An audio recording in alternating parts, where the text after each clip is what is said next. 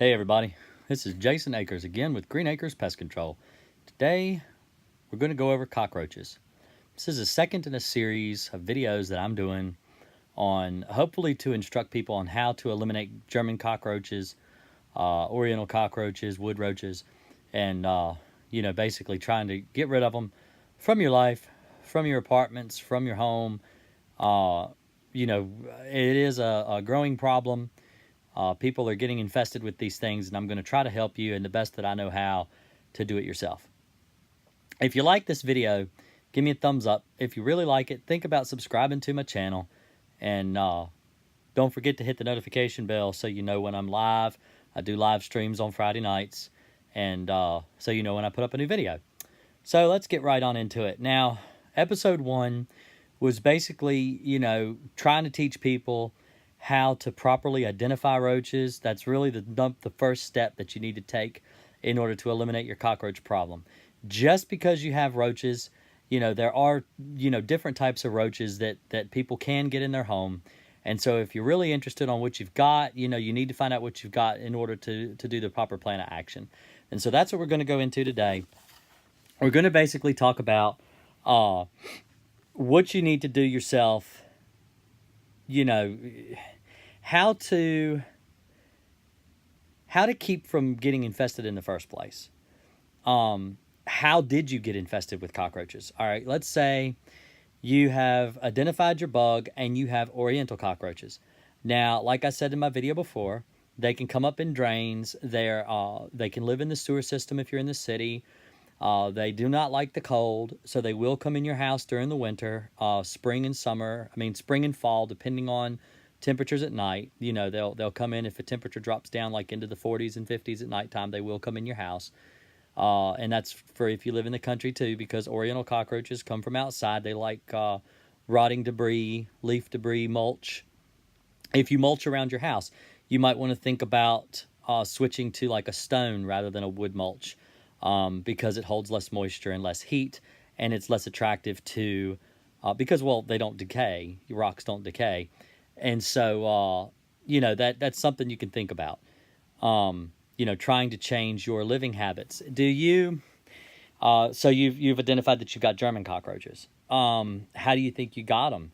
Do you visit, like your favorite Chinese restaurant? And the reason I say Chinese restaurant is because one of the worst places I ever went in for a German cockroach infestation was a Chinese restaurant.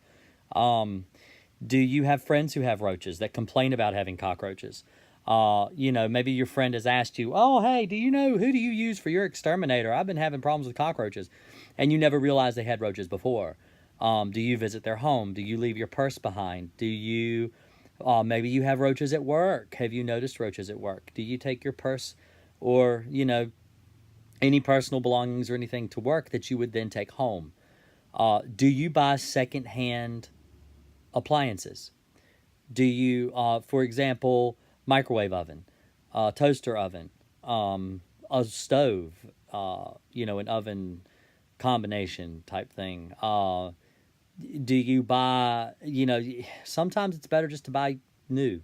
In fact, it's always better to buy new. I know that a lot of people just can't afford it, but save up for a few months. If you can't afford, a $40 microwave, you can't afford pest control. If you're able to eliminate the highways in which the bugs travel to get into your home, then you don't have to buy a bottle of Raid every time you go to the grocery store. You won't have to go to the Home Depot down the street and buy a chemical in their garden department. You won't have to, spend all this extra money that you're spending to get rid of this problem that really you've created for yourself and not even realized you've done it. Yeah, I'm not blaming anyone for, getting cockroaches in their home or even keeping cockroaches in their home, because they're not very hard. They're not very easy to get rid of. They're actually very difficult to get rid of.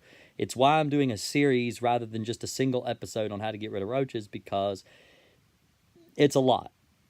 It's an awful lot. And I know that people are really interested on chemicals and application and everything, and I'm going to get to that next week. I plan on doing a chemical list, things that you can use to help eliminate cockroaches, the different things that I use and the different methods in which I go through. If I can get to that in the next episode, I try to keep these down to about anywhere from 10 to 20 minutes. I really try to keep it around 15 minutes at the longest. I'm already running about 5 minutes now, so I'm going to try to get what I need said, so you guys get a lot of information and you can cycle through these and get everything that you need done. Okay, so you've identified that you have German cockroaches. All right. Here's some things you need to know about German cockroaches. You'll have to excuse me. I'm still suffering from a bit of a cold that I've had.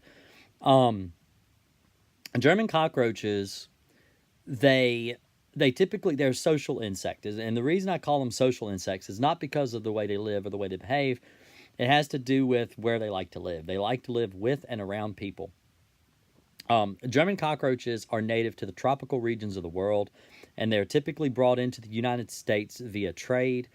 England, all over the world, they're brought on ships and boats and airplanes from the tropics. That's where they live outside. That's where they survive.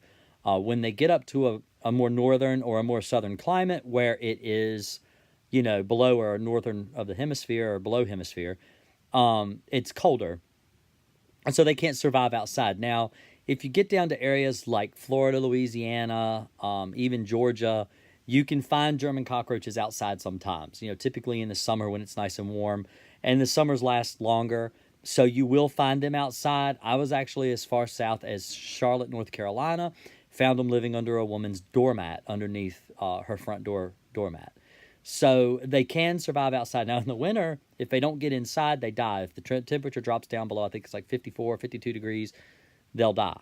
So the eggs won't die, the roaches die. Roach eggs can actually survive in pretty cold temperatures.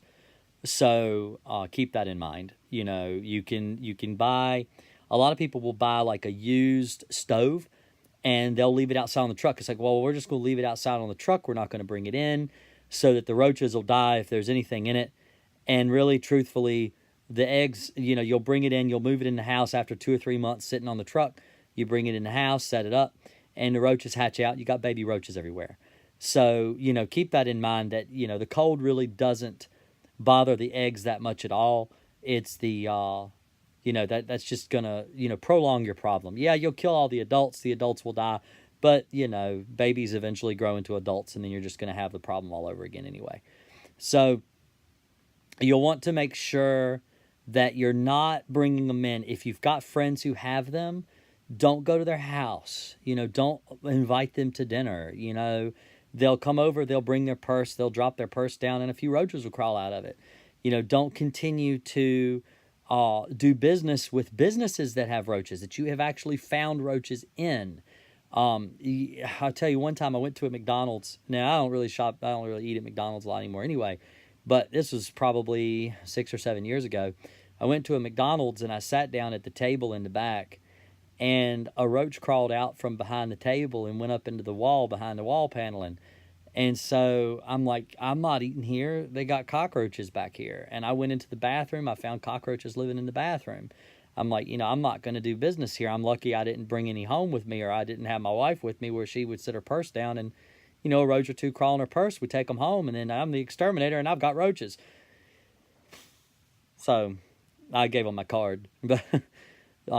But anyway, you need to think about that. I had a customer one time, her favorite Chinese restaurant, and to the best of my knowledge, she still eats there. And she was bringing the takeout containers home, and she'd sit them down on the counter, and the roaches would crawl out of the paper bags that she had her takeout in.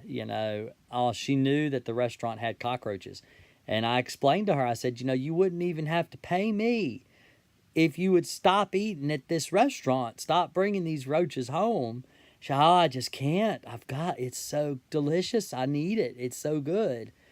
And I'm like, but that's disgusting. You got roaches in all of your food, and you're bringing it in the house, and now you've got roaches and everything in your home too. And so just think about that. Now, the biggest concern, people are like, well, if I can't buy my stove used, if I can't buy my television used, I really can't afford these things. What do I do? And I'm like, well, you'd better off waiting until they put a sale on over at Belk, or,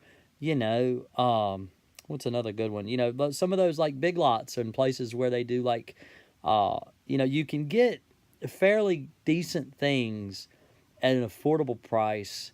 Wait till stuff goes on sale. You know, right now, Black Friday sales and stuff around the holidays. Plan on it. You know, save up a little money here and there, a little here and a little there. The $15 that you would have spent at a Goodwill, take it and put it in a sock drawer somewhere and save up. You know, and then when it comes time to buy, you'll buy new and you won't have to worry. There's another thing that my wife actually told me that I didn't actually think about. Bed bugs. All right, let's go over. Now we talk about cockroaches. I know I'm gonna kind of divert, but it has to do with the same thing. Let's say you buy used furniture, or you buy new furniture. Let's say you buy new furniture, brand new furniture, from a company like, I don't want to give a name, but let's just say just a furniture company. And they sell appliances and they sell beds and all kinds of things. And they do what they call a white glove service. And so what this is say they come into your house and they take your mattress, your used mattress, and they take it and they throw it away. All right, the truck they put your used mattress in is going in with everyone else's appliances and new stuff. You know, your used mattress goes in with the new stuff that they've got to make on that delivery that day. So if they don't treat their trucks, which a lot of those places do not treat their truck, they take your used mattress, throw it in the truck, and at the very end of the day, when they go back to the warehouse, they have a big dumpster that they toss your stuff in. I know this because I used to work for a company that did this.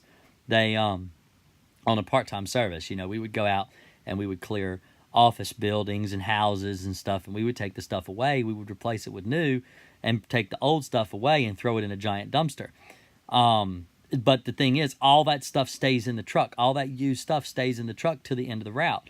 And then they go out and they park it at the lot and they take all the stuff and they haul it into the dumpster. But, you know, that last stop that we went on where we took that new bed out and set it up for that couple, you know, that mattress was sitting right up against a used mattress that could have very easily had bed bugs on the used mattress.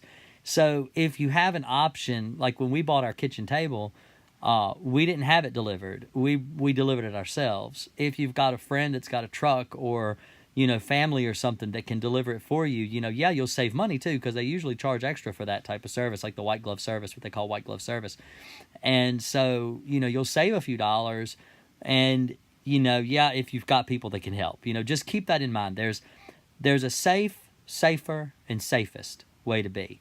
If you're trying to save money and you don't want to have to pay pest control, which really a lot of time, I mean, I'm going to do the best I can to explain to you on how to get rid of roaches and things yourself so you can save money on pest control. I'm going to try my best to, you know, actually next week, I'm going to go over pesticides next week.